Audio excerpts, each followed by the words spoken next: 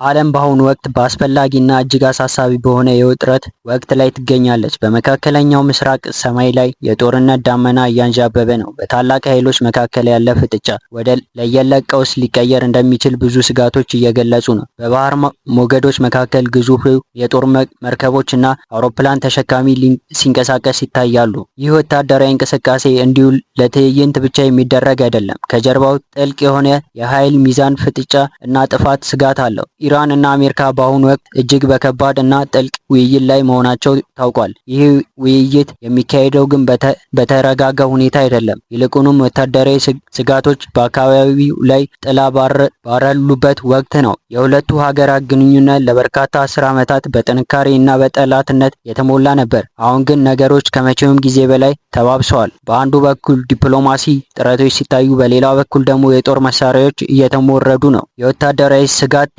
መባባስ ቀጠናውን ወደማይፈለግ ደም መፋሰስ ሊያመራ ይችላል። የአሜሪካ የጦር መርከቦች በመካከለኛው ምስራቅ ውሃዎች ላይ መሰማራታቸው ለኢራን ግልጽ የሆነ መልእክት ነው። ይህም ለማንኛውም እርምጃ ዝግጁ ነን የሚል ነው። በሌላ በኩል ኢራን የራሷ ወታደራዊ አቅሞች እያሳየች ትገኛለች።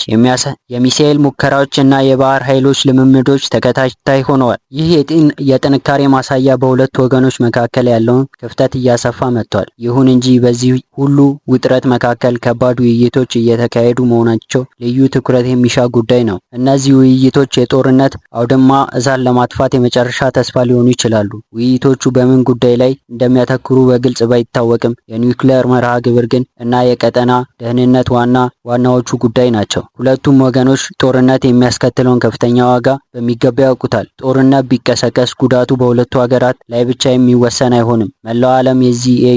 መላው ዓለም የኢኮኖሚ እና የደህንነት ስጋት ቀውስ ውስጥ ይገባል። በተለይም የነዳጅ መስመሮች መዘጋት የዓለምን ኢኮኖሚ ሽባ ሊያደርገው ይችላል። በመሆኑም አሁን እየተካሄደ ያለው ውይይት የህልውና ጉዳይ ነው። ዲፕሎማሲ ካልተሳካ አማራጩ እጅግ አስፈሪ ይሆናል። ወታደራዊ ስጋት በተጨባጭ መሬት ላይ ባለበት ወቅት መነጋገር እጅግ ፈታኝ ነው። የአሜሪካ የውጭ ጉዳይ ፖሊሲ በአሁኑ ወቅት በከፍተኛ ጥንቃቄ ላይ የተመሰረተ ነው። በአንድ በኩል ወታደራዊ የበላይነት ማሳየት ይፈልጋሉ፣ በሌላ በኩል ደግሞ ወደ አዲስ የጦርነት መግባት አይሹም። ኢራንም በተመሳሳይ ሁኔታ ውስጥ ትገኛለች። የኢኮኖሚ ማዕቀቦች ሀገሪቷን ክፉኛ እየጎዱ ነው። በመሆኑም ከዚህ ጫና ለመውጣት ዲፕሎማሲያዊ መፍትሄ ትፈልጋለች፣ ነገር ግን ብሔራዊ ክብሯንም አሳልፋ ላለመስጠት ትታገላለች። የአካባቢ ሀገራትም በትልቅ ስጋት ውስጥ ናቸው። ማንኛውም ወታደራዊ ግጭት የጎረቤት ሀገርን ሰላም በቀጥታ ይነካል። ስደት፣ የኢኮኖሚ ውድቀትና የሽብርት እንቅስቃሴ ሊባባስ ይችላል። በአውሮፓና በሌሎች የዓለም ክፍሎች ላይ ያሉ መንግስታት ሁኔታውን በቅርበት እየተከታተሉ ነው። የዲፕሎማሲያዊ መንገድ እንዲቀጥል ጫና እያደረጉ ይገኛሉ፣ ምክንያቱም ሰላም የጋራ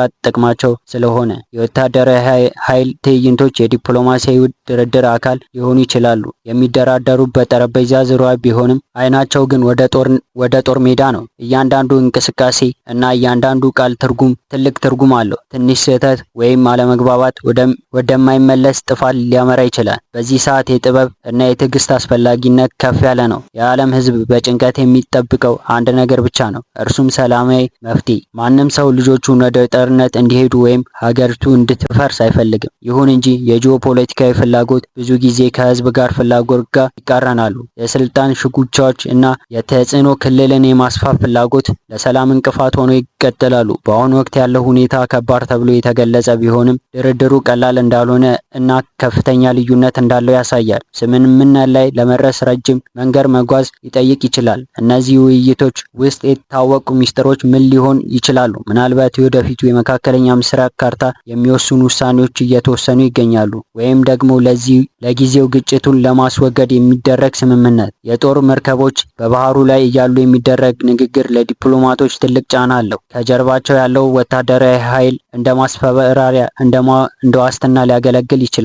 ታሪክ እንደሚያስተምረን ብዙ ጦርነቶች የሚቀሰቀሱ በመነጋገር እጥረት ሳይሆን በተሳሳተ ግምት ነው። አንዱ ወገን የሌላውን ወገን ፍላጎት ወይም አቅም በትክክል ካልተረዳ አደጋው የከፋ ይሆናል። አሁን ያሉት ከባድ ውይይቶች ይህንን የተሳሳተ ግምት ለማስቀረት የሚደረጉ ጥረቶች ይመስላሉ። እውነታውን መጋፈጥ እና መፍትሄ መፈለግ አማራጭ የሌለው መንገድ ነው። ኢራን የራሷ ቀጠናዊ ተጽዕኖ ለማስወገድ ትፈልጋለች። አሜሪካ ደግሞ የራሷን እና የአጋሮቿን ደህንነት ለማረጋገጥ ትሻለች። እነዚህ ሁለት ፍላጎች የሚጋጩበት ነጥብ ላይ ነው ውጥረት ያለው። የወታደራዊ ስጋት መኖር ለድርድሩ ፍጥነት ሊሰጠው ይችላል።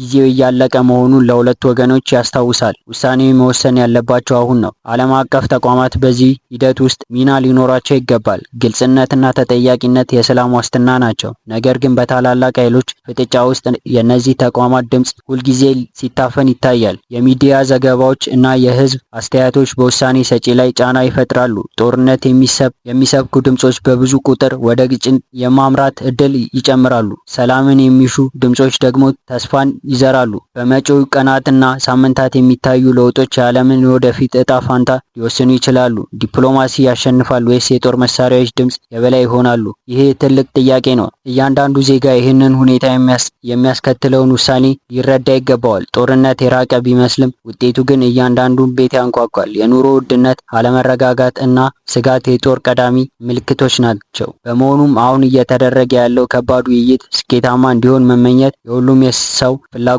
ነው። ሰላም በምንም አይነት ዋጋ ሊተመን የማይችል ሀብት ነው። መሪዎች በታሪክ ፊት ተጠያቂ መሆናቸውን ሊረዱ ይገባል። ዛሬ የሚወስኑት ውሳኔ ለትውልድ የሚተርፍ ጠባሳ ወይም ደግሞ የብልጽግና መንገድ ሊሆን ይችላል። ወታደራዊ ስጋት እየጨመረ በሄደ ቁጥር የሰላም እድሉ እየጠበበ ይሄዳል። ነገር ግን በጨለማ ውስጥ ቢሆንም ብርሃን እንደሚኖር ሁሉ በዚህ ውጥረት ውስጥም የመፍትሄ መንገድ ይኖራል ተብሎ ይታመናል። ይህ ጉዳይ ለጥቂት ሀገራት ብቻ የሚተው አይደለም። መላው የዓለም ማህበረሰብ ትኩረት ሊሰጠው ይገባል። ጸጥታ የሰፈነበት ዓለም ለመፍጠር የጋራ ጥረት ያስፈልጋል። ኢራንና አሜሪካ በታሪክ አጋጣሚ እጅግ ወሳኝ በሆኑ መስቀለኛ መንገድ ላይ ይገኛሉ። ወደ ኋላ መመለስ የማይቻልበት ደረጃ ላይ ሳይደርሱ ስምምነት ላይ መድረስ ይኖርባቸዋል። የጦር መርከቦች እንቅስቃሴዎች እና የዲፕሎማቶች ንግግር ጎን ለጎን መቀጠላቸው አደገኛ ጨዋታ ነው። እሳትና ጭድ በአንድ ላይ እንደማይቀመጡ ሁሉ ዛቻና ድርድር አብረው ለመጓዝ ይቸገራሉ። በመጨረሻ ድል የሚለካው በጦር ሜዳ በሚገኝ ስኬት ሳይሆን ጦርነት ለማስቀረት መሆን አለበት። እውነተኛ ጀግንነት ሰላም የማውረድ ብቃት ነው። ሁኔታውን በንቃት መከታተላችን እንቀጥላለን። እያንዳንዱ አዲስ መረጃ ለዓለም ሰላም ያለው ትርጉም እየተነተንን እናቀርባለን። ምክንያቱም እውነትና መረጃ ለሰላም መሰረት ናቸው። በዚህ አስቸጋሪ ወቅት መረጋጋት እና ማስተዋል ለሁሉም ወገኖች ያስፈልጋል። ዓለም ተጨማሪ ጥፋትና መፈናቀል የምታስተናግድበት አቅም የላትም።